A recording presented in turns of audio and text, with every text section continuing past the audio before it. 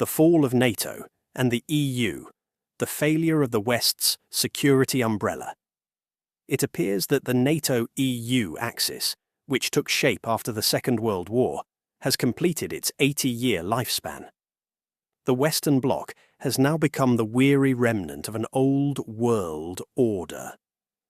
To claim today that NATO is a functioning mechanism is simply political illusion. Viewed from the East, the picture is clear. The West is fracturing from within, and the need for a new security architecture has arisen. Fundamental facts. Substantiating NATO's collapse. Washington's abandonment of the defense contract. The United States no longer wishes to be Europe's free guardian. Domestic political struggles and the America First doctrine have demonstrated that for Washington, the Pacific theater, confrontation with China, takes higher priority than the Ukrainian front. Article 5. Becoming a myth. The one-for-all principle, the cornerstone of NATO, is now under question. The double standards displayed toward Turkey's security concerns and the divergent course of countries such as Hungary and Slovakia show that collective defense exists on paper only. The failure of the military-industrial complex. The war in Ukraine has proven that NATO, particularly its European wing, possesses neither the weapons stockpiles nor the production capacity to wage a modern, high-intensity, protracted war. European armies have spent decades reduced to parade army status. Energy and resource dependency. NATO's military strength demands economic independence. Yet Europe depends on Russia for energy and on China for raw materials and markets.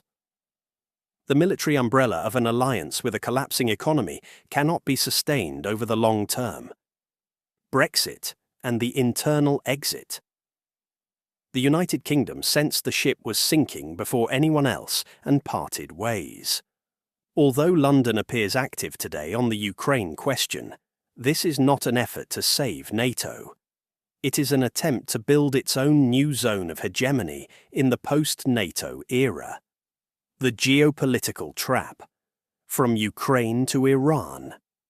Having positioned Europe face-to-face with Russia over Ukraine, the United States has now turned its attention to the Iranian front and expects support from its allies.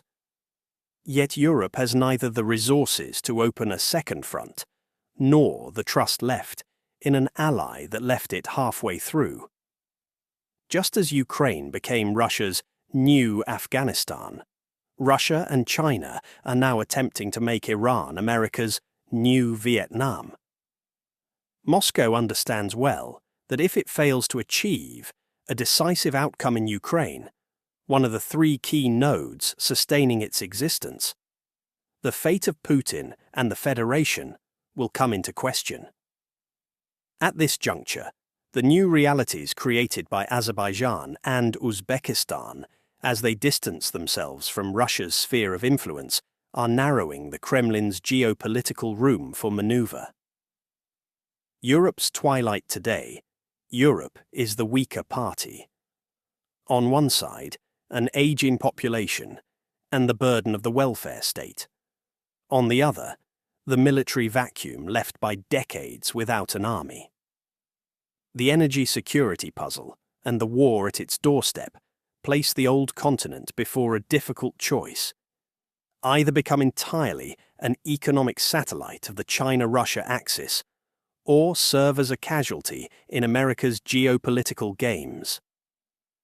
A new world order is being built, and a united West no longer sits at that table. As the identities of the players at the table become clear, NATO's end appears to be merely a matter of time.